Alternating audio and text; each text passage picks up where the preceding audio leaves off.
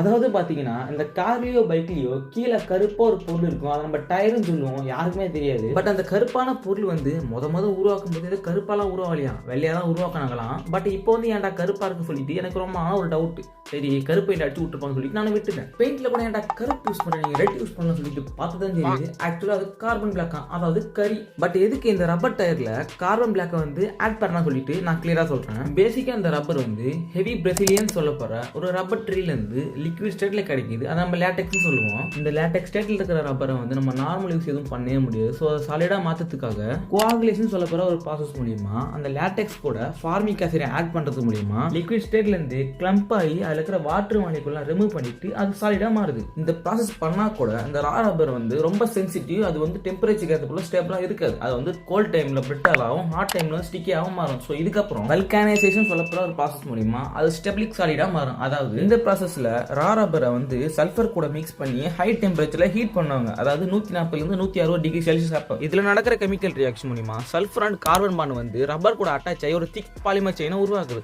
அதால ஸ்டேபிளாகவும் ஸ்ட்ராங்காகவும் மாறும். ஸோ இதுதான் ஃபைனல் ஸ்டேஜ். இதுல இருக்கிற ரப்பர் தான் வந்து பென்சில் அழிக்கக்கூடிய ரப்பராக இருக்கட்டும், ரப்பர் பேண்டா இருக்கட்டும், டயரா கூட உருவாக்குறாங்க. பட் 1888 ஜான் பாய்ட் டன்லோப் வந்து அவர் பையனுக்காக ஒரு நியூமேட்டிக் ஃபார்ம், அதாவது ஏர் ஃபில்டு டயரை உருவாக்குற முத பட் ஃபர்ஸ்ட் அதை வெள்ளை கலர்ல தான் உருவாக்குறாங்க அந்த டயர். ஏன்னா ரப்பர் வந்து நேச்சுரலா வெள்ளை கலர்ல தானே இருக்கு. அதாவது அந்த டயர் அவர் டெய்லி யூஸ் பண்ணும்போது தான் புரிஞ்சுது அது வந்து சன்லைட்ல கொஞ்ச நாள் இருந்தாலே அது கிராக் விட ஆரம்பிக்குது. அதுக்கப்புறம் ஹீட்டை வந்து ஈவனா ஸ்ப்ரெட் பண்ண மாட்டேது, சீக்கிரமா தேய்மானம் ஆகும். இதுக்கப்புறம் தான் கார்பன் பிளாக் சொல்லப்படுற கரியை வந்து அதை கூட ஆட் பண்ணி ஒரு புது மாடல் ஆஃப் டயரை வந்து உருவாக்குறாங்க. அது வந்து சூப்பரான. இந்த டயரை ஓட்டி பார்க்கும்போது தான் புரிஞ்சுது ஈவனா ஹீட் வந்து ஸ்ப்ரெட் ஆகிறதால வந்து அதில் கிராக் விட மாட்டேது, கிரிப் கிடைக்குது, அதில் டியூரபிலிட்டி இன்க்ரீஸ் ஆகுது. ஸோ இந்த காரணத்தால மட்டும் தான் அதில் கார்பன் பிளாக் யூஸ் பண்றாங்க. ஆவரேஜா பார்த்தா கூட ஒரு டயரை வந்து ஃபுல்லா தேய்மானம் ஆகிறதுக்கு 40,000 கிலோமீட்டர்ல இருந்து 70,000 கிலோமீட்டர் அளவுக்கு ஓட்டினா தான் ஃபுல்லா தேய்மானம் சொல்லிட்டு ரெக்கார்டே பண்ணிருக்கோம். இதுதான் ரீசனும், அதாவது மேட்டரும் கூட, அதாவது இன்ஃபர்மேஷன் அள்ளி போட்டு எல்லாருக்கும் சொல்லி போட்டேன். இந்த வீடியோ எதுக்காகனா ஒரு 4 விஷயத்தை நம்ம கத்துக்கிட்டோம், அதை 4 பேருக்கு சொல்லி புரிய வச்சது நம்மளுக்கு கத்துக்கின ஃபீலே வரும். ஸோ அதால தான் எனக்கு இந்த வீடியோ போடணும்னு தோணுச்சு. அப்புறம் இனி டவுட்டா இருந்தா கமெண்ட் சொல்லிட்டு இந்த வீடியோ சப்ஸ்கிரைப் பண்ணிட்டு அடுத்த வீடியோ ஸ்வைப் பண்ணிட்டு போங்கப்பா.